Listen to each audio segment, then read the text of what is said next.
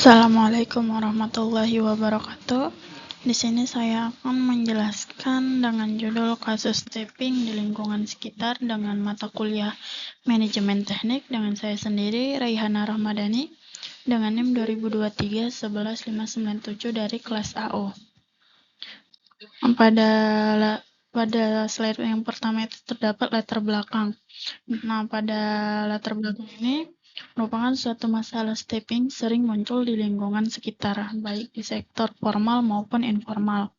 Nah, tantangan utama meliputi ketidaksesuaian kualifikasi, kurangnya pelatihan, dan ketidakpatuhan terhadap regulasi ketenagakerjaan. Lalu yang ketiga itu pentingnya pemahaman terhadap peraturan yang berlaku untuk menciptakan lingkungan kerja yang sehat dan produktif. Selanjutnya itu ada peraturan ketenagakerjaan di Indonesia. Yang dasar hukum utama itu terdapat Undang-Undang Nomor 13 Tahun 2003 tentang Ketenagakerjaan. Lalu yang kedua itu Peraturan Pemerintah Nomor 15 Tahun 2007 tentang tata cara memperoleh informasi ketenagakerjaan dan penyusunan serta pelaksanaan perencanaan tenaga kerja. Lalu yang ketiga itu PP Nomor 35 Tahun 2021 tentang Perjanjian Kerja Waktu Tertentu, alih daya, waktu kerja, dan waktu istirahat.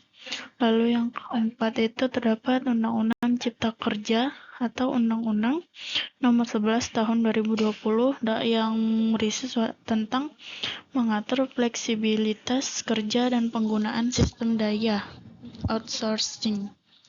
Selanjutnya itu terdapat definisi staffing menurut para ahli. Yang pertama itu George L.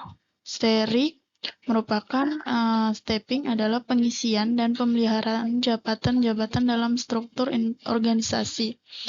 Nah, ini termasuk identifikasi kebutuhan tenaga kerja, rekrutmen, seleksi, pelatihan, dan penempatan. Lalu menurut para ahli FLIPO merupakan staffing ini adalah suatu proses perekrutan, pemilihan, pelatihan, dan pengembangan sumber daya manusia dalam organisasi untuk mengisi peran yang telah ditetapkan. Selanjutnya itu terdapat tahapan umum dalam proses staffing. Yang pertama itu terdapat perencanaan tenaga kerja atau workforce planning yang merupakan menentukan kebutuhan SDM atau jumlah dan kualifikasi. Lalu yang kedua itu rekrutmen, yaitu menarik calon tenaga kerja yang memenuhi syarat. Yang ketiga itu seleksi, yang dapat memilih kandidat terbaik hasil dari rekrutmen. Lalu yang keempat itu penempatan, yang menempatkan karyawan pada posisi yang sesuai.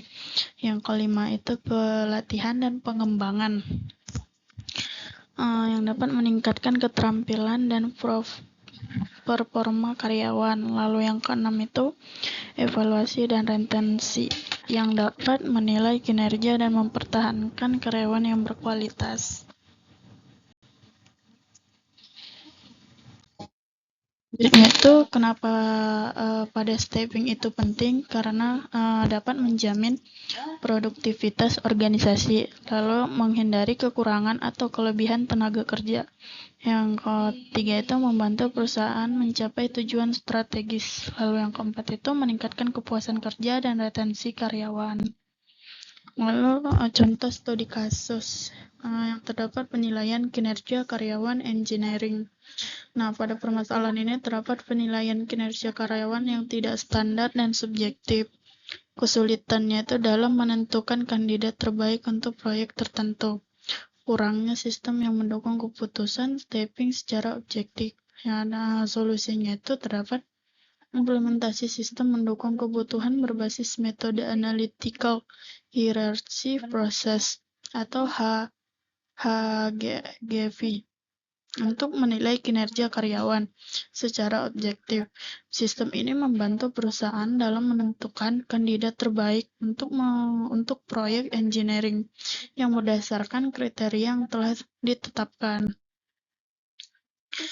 Selanjutnya itu terdapat kesimpulan dari presentasi ini, yaitu Stepping yang buruk di lingkungan sekitar sering terjadi karena tidak adanya sistem yang jelas untuk rekrutmen dan pelatihan. Lalu yang kedua itu peluang kerja masih berbasis koneksi atau keakraban, bukan kompetensi. Lalu yang ketiga itu kurangnya akses informasi atau anggaran untuk mengolah SDM secara profesional. Lalu yang keempat itu peningkatan objektivitas dalam penilaian kinerja karyawan. Lalu yang kelima itu penempatan karyawan yang lebih sesuai dengan keahlian dan proyek yang ditangani. Lalu, selanjutnya itu meningkatkan efisiensi dan efektivitas Departemen Engineering. Cukup sekian dari presentasi saya, kurang dan lebihnya saya mohon maaf. Wabillahi taufiq wal hidayah. Wassalamualaikum warahmatullahi wabarakatuh.